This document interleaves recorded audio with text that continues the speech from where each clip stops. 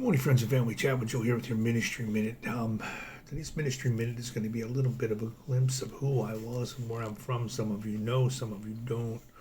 I wasn't always a Christian. I wasn't always someone who walked straight and narrow. I was the prodigal son, as you would put it, or I was the one that was found by God in the pit and rescued. I struggled with drugs and alcohol addiction my entire life for probably about 22 years of my life. I struggled and I felt hopeless and helpless, and there was nothing I could do. At least I didn't think there was anything I could do to get out of that lifestyle, to escape that hell in which I lived. And 32 years old, I discovered Jesus, or I turned my life over to Jesus. He was always there. There was nobody I was looking for. He was always there, right with me, and he began to repair my life, rebuild my life, and I escaped the hell I was living in, and I started to seek him, pray every day, follow after him, and then I met my brand new wife, Cynthia, and praise be to Jesus, and he started to restore everything in my life, and my wife became pregnant. We had our son Luke, and that was the beginning of that was like the middle part of my recovery journey there, and I really started to dig into God and dig in and learn and grow in my recovery. And in the process of that, I'm a truck driver. I can't really get to go to meetings or anything like that in my recovery. So my wife came up with the suggestion that I start a blog, a recovery blog, and I started that around 2010. It's been about 14 years, and I just got a laptop for Christmas, and in order to work my own recovery, I used to read the steps, the 12 steps. Those in recovery know who they are, and I always said that the 12 steps should be for everyone for life, because they're so important. They teach you so much about life, and I'm sitting here and I'm reading. I just discovered some of my writings. I used to write a devotional, like I do a devotional in the morning now, Ministry Minute, but this was called 12 Stepping with Power in the Proverb. Check that out. 12 Stepping with Power in the Proverb. So you can see here how my walk with Christ has continued to grow and how Christ has matured me, and I'd like to read it. I really would. I'd like to read it to you. This is out of a proverb, but I didn't write down which proverb it was. It says, "To deliver those who are drawn toward death and hold back those stumbling into slaughter. If you say, surely we did not know this, does not he who weighs the heart consider it? He who keeps your soul, does he not know it? And will he not render to each man according to his deeds?" Step 12. Now this is where the steps come into play. So I just read a section of the proverb, pretty powerful proverb, right?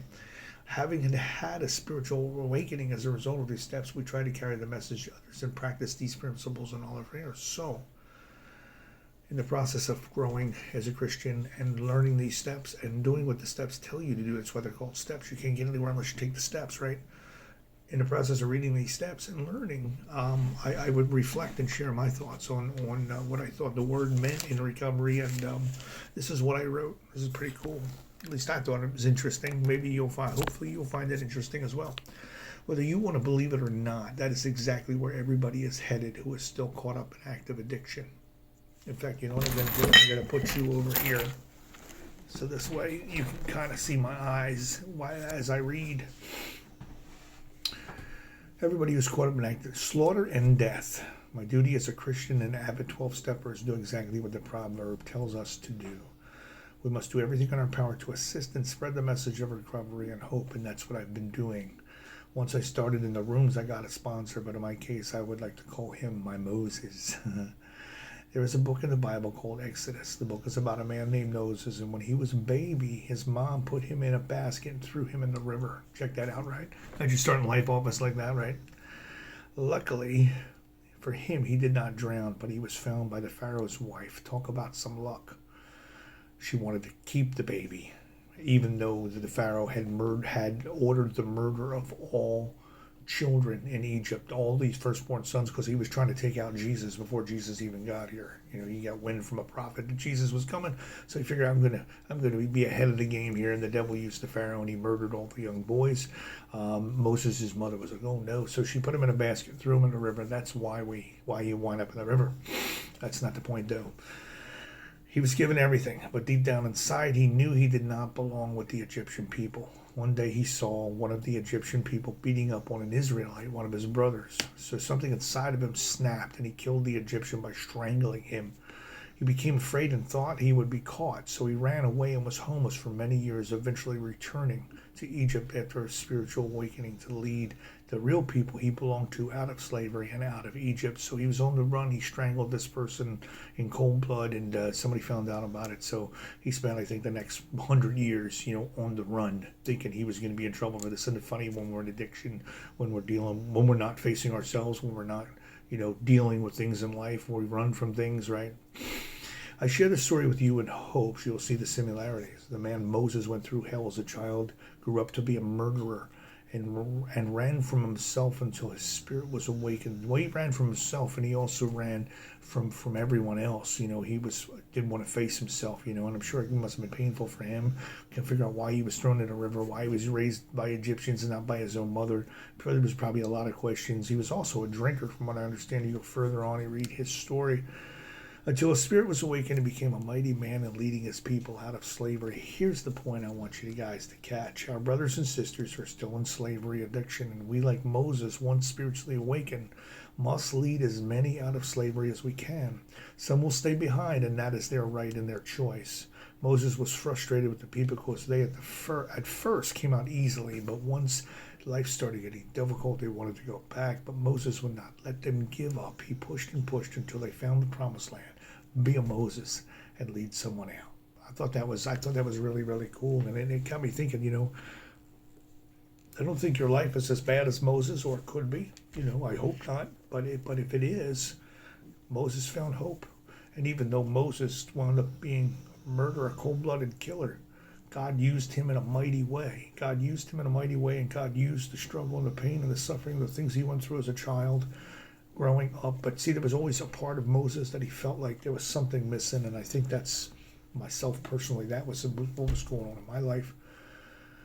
No matter what I did, no matter what I tried to do, I always felt like there was something missing, and I knew what it was. I finally figured out what. Thank God. Thank God. Step 12, spiritual awakening. That's what that means. That means that you're coming to the realization that your life is empty. All the drugs, all the alcohol, all the sex, all the cars, all the money, all the material, all these things that you keep adding to your life, don't amount to anything. They don't amount to anything because the main ingredient of your life, the main part of you, is missing. And that's your relationship with God. That's going back to your Creator. No, I didn't say it's going to join the church. No, I didn't say it's going to, practice all these religious festivals and rituals. No, it's not that at all in any way. It's about you getting to know God, the one who created you, and that's what's so important. I guess that's the point of this message, is this spiritual awakening.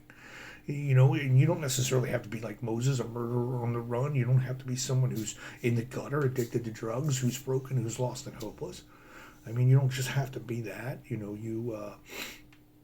could be the perfect, you could have think you have a good life and everything is okay. Don't wait until the end, that you need to make things right with your Creator. You need to get to know your Creator while you're alive, even if you're a good person, bad person.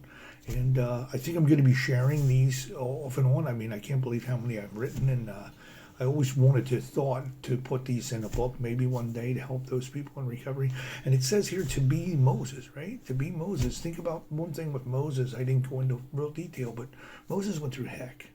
The people were scared to death. The people were comfortable. The people were in there. And that's what I'm doing here. I'm trying to be, in a sense, a Moses for all of you. I found the way out of a miserable life. I found the way out of an empty life. And what I'm trying to do, what I'd like to do is I'd like to talk to you, share these videos, and then I guess it's my prayer and my hope that something I say or something the Lord has me speak to you will help awaken your spirit to the fact that you need to know your Creator.